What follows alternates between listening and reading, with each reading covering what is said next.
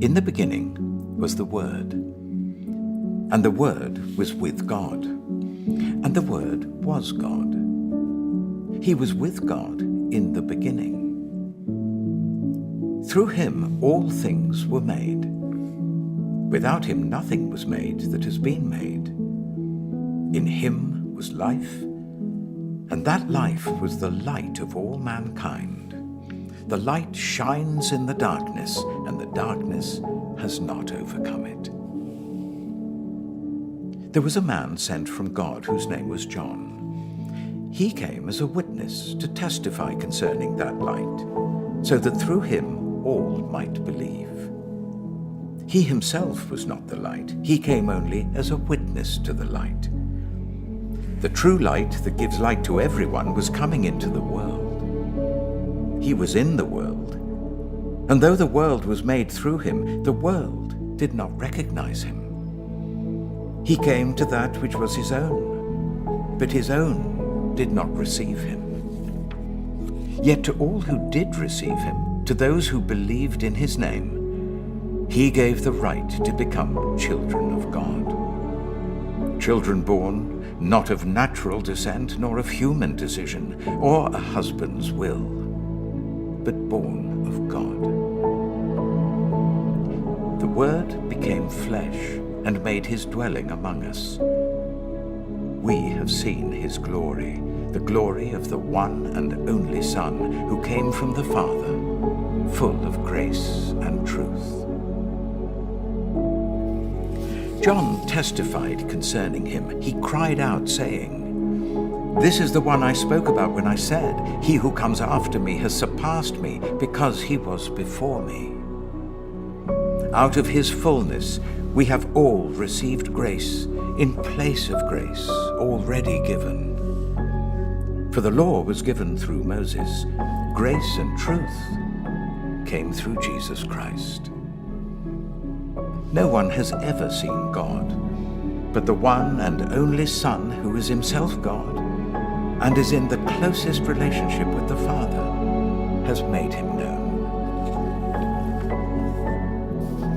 Now this was John's testimony, when the Jewish leaders in Jerusalem sent priests and Levites to ask him who he was. He didn't fail to confess, but confessed freely, "I am not the Messiah." They asked him, "Then who are you? Are you Elijah?" He said, "I'm not." "Are you the prophet?" He answered, "No." Finally they said, "Who are you? Give us an answer to take back to those who sent us. What do you say about yourself?" John replied in the words of Isaiah the prophet, "I am the voice of one calling in the wilderness, make straight the way for the Lord." Now the Pharisees who had been sent questioned him, "Why then do you baptize if you're not the Messiah, nor Elijah, nor the prophet?" "I baptize with water," John replied, "but among you stands one you do not know. He is the one who comes after me, the straps of whose sandals I am not worthy to untie." This all happened at Bethany on the other side of the Jordan, where John was baptizing. The next day, John saw Jesus coming towards him and said, "Look, the Lamb of God who takes away the sin of the world. This is the one I meant when I said, 'A man who comes after me has surpassed me because he was before me.' I myself did not know him, but the reason I came baptizing with water was that he might be revealed to Israel." Then John gave this testimony, "I saw the Spirit come down from heaven as a dove and remain on him. And I myself did not know him, but the one who sent me to baptize with water told me, 'The man on whom you see the Spirit come down and remain is the one who will baptize with the Holy Spirit.' I have seen and I testify that this is God's chosen one." The next day, John was there again with 2 of his disciples. When he saw Jesus passing by, he said, "Look, the Lamb of God." When the 2 disciples heard him say this, they followed Jesus. Turning round, Jesus saw them following and asked, "What do you want?" They said, "Rabbi," which means teacher, "where are you staying?" "Come," he replied, "and you will see." So they went and saw where he was staying, and they spent that day with him. It was about 4 in the afternoon. Andrew, Simon Peter's brother, was one of the 2 who heard what John had said and who had followed Jesus. The first thing Andrew did was to find his brother Simon and tell him, "We have found the Messiah," that is the Christ. And he brought him to Jesus. Jesus looked at him and said, "You are Simon, son of John. You will be called Cephas," which, when translated, is Peter.